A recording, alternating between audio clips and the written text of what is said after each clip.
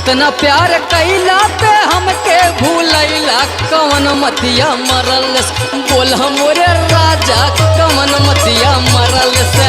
ऐसा बात ना है।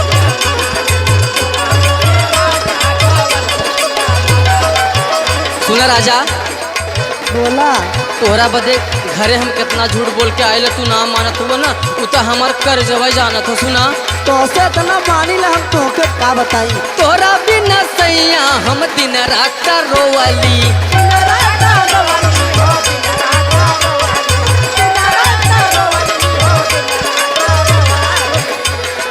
तोहे भरा मवलिस कवन चीता बदली